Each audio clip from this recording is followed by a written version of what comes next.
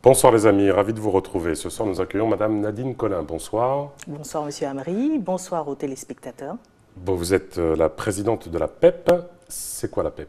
Alors tout à fait, donc la PEP, c'est la première fédération des parents d'élèves du territoire français. Alors ça veut dire quoi PEP? Alors la PEP, c'est la fédération des parents d'élèves de l'enseignement public. Très bien. On considère que la PEP est plutôt à droite, la FCPE plutôt à gauche. Écoutez, les gens essayent de nous cataloguer de droite ou de gauche, mais ce que je souhaite rappeler, c'est que les fédérations des parents d'élèves sont apolitiques, donc nous n'avons pas à être ni de droite ni de gauche. Pourquoi cette volonté, en tout cas moi à titre personnel, et en tant que citoyen, je suis ravi que les parents se saisissent des enjeux de l'éducation nationale, mais pourquoi vous êtes engagé sur cette voie-là? Mais écoutez, est-ce que vous savez combien d'étudiants et de collégiens et d'écoliers qui y a en Guyane, Monsieur Amri? Ils sont plus de 80 000 et nous sommes que 3 fédérations en France. Est-ce que vous pensez que c'est suffisant pour régler toutes les problématiques qu'il existe et surtout en Guyane? Quel état de l'école vous faites, vous, aujourd'hui, l'école guyanaise? L'état de l'école guyanaise, elle est catastrophique parce que nous pouvons voir un petit peu le cri que le maire de Saint-Laurent a lancé dernièrement par rapport au fait qu'il n'arrive pas à scolariser les enfants de sa commune. Et moi, je trouve que c'est... Qu'il annonce que les maternelles, c'est fini, par exemple. Mais écoutez, qu'il annonce, ça a été une annonce pour mettre, je suppose, la pression à l'État. Nous avons vu une réponse immédiate de l'État qui annonce que bientôt, l'école sera obligatoire dès l'âge de 3 ans. D'accord, l'école est obligatoire depuis l'âge de 13 ans, mais maintenant il faudra mettre les moyens pour accueillir ces enfants, surtout sur notre territoire où que l'on sait qu'il y a une forte démographie galopante. Donc il faudra y remédier à tout cela. Vous serez vigilante, vous allez participer à des séminaires, vous allez vous imposer pour faire en sorte que cet accord soit respecté? Alors nous participons régulièrement avec le rectorat afin de trouver des solutions justement par rapport à ces problématiques, puisque on nous explique qu'il n'y a pas assez d'argent, il n'y a pas suffisamment de murs pour accueillir les enfants. Il nous a même été demandé par un directeur du ministère les solutions de trouver des locaux, des associations pour accueillir des enfants. Apparemment, le ministère serait même prêt à financer, à payer des professeurs pour délocaliser l'école. Donc toutes les solutions sont bonnes, Monsieur Amri, mais il ne faut pas non plus que nous mettons l'éducation à bas prix, parce que nos enfants le méritent. Et l'enfant, l'éducation, c'est l'avenir d'un pays. Donc nous ne pouvons pas accepter tout et n'importe quoi non plus. Alors, on vous a vu dans un reportage sur une autre chaîne, pas de jalousie là-dedans, œuvrer, c'est-à-dire accueillir des enfants après l'école pour leur donner des cours. C'est une nouvelle façon d'agir, c'est vraiment vous impliquer pleinement dans votre rôle? Il ne suffit plus maintenant de faire de la politique éducative. Il faut aussi faire un travail de terrain. Et depuis que nous avons commencé ces activités dans ce quartier populaire, nous avons pu être au plus proche des familles et entendre les souffrances et la détresse des familles. Et on ne voit pas souvent à travers de l'école. Et je pense sincèrement, le vrai travail qu'il faut faire, c'est un travail de terrain.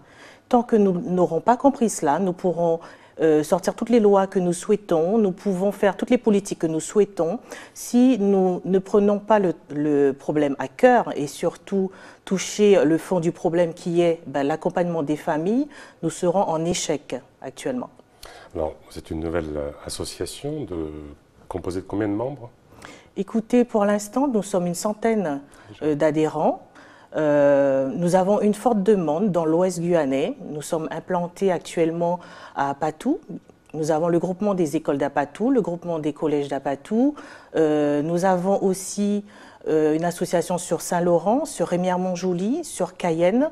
Et nous souhaitons que d'autres personnes viennent à nous et contribuent justement à ce travail que nous faisons, et notamment l'aide aux devoirs scolaires, que nous arrivons à généraliser cela sur tout le territoire, puisque j'ai pu discuter récemment avec le directeur de l'école d'Apatou qui nous disait qu'ils ont un grave problème sur Apatou, puisqu'il n'y a pas de fidélisation des professeurs. Donc les enfants sont vraiment en grande souffrance et il manque de la pédagogie sur ces communes. Alors pour nos téléspectateurs qui nous écoutent, comment ils font pour vous contacter?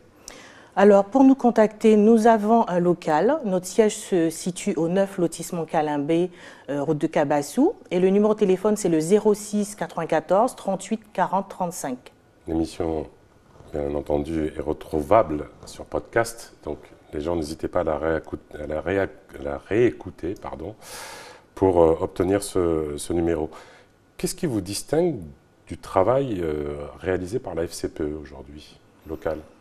Écoutez, qu'est-ce qui nous distingue? Chacun amène sa contribution personnelle. Donc après, les associations, c'est qui fait les associations? Ce sont les hommes. Voilà, donc moi, avec ma personnalité, j'ai une vision peut-être qui est différente de celle de la FCPE, mais au final, nous avons le même but, c'est travailler pour l'ensemble des enfants de Guyane.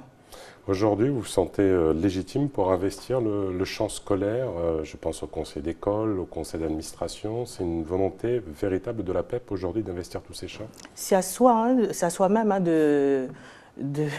d'investir. Et puis pour être légitime, il faut faire ses preuves aussi.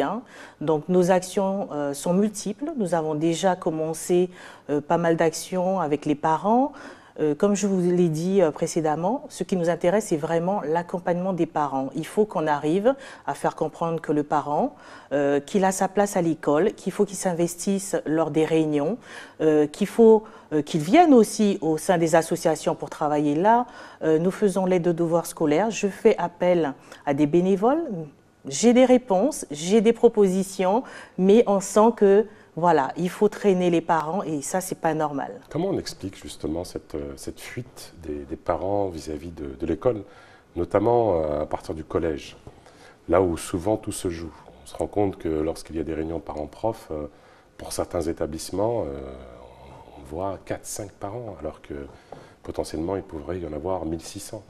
Non, mais je ne jette pas la pierre aux parents, monsieur, vous savez. Moi-même, lorsque j'étais petite, je voyais ma mère, c'était une priorité pour elle d'assister aux réunions. Mais maintenant, la population, elle a évolué. Vous avez une population guyanaise dans toute sa diversité. Malheureusement, il y a des personnes qui arrivent sur le territoire français qui ne connaissent pas tous les codes, qui sont en grande difficulté. Donc ces personnes-là, déjà dans leur vie sociale, sont en échec ou en difficulté. Ils ont quand même peur qu'on les pointe du doigt, qu'on leur fasse un procès parce qu'ils n'arrivent pas à éduquer leurs enfants. Et nous, la PEP, justement, nous souhaitons faire le lien entre ces personnes-là et l'institution et leur expliquer les bases et les codes de notre société, tout simplement. Ça aurait été la dernière question. Bravo pour votre engagement citoyen, Madame Collin. Les amis, les programmes continuent sur ATV Guyane. Merci pour vos retours. Tchambé.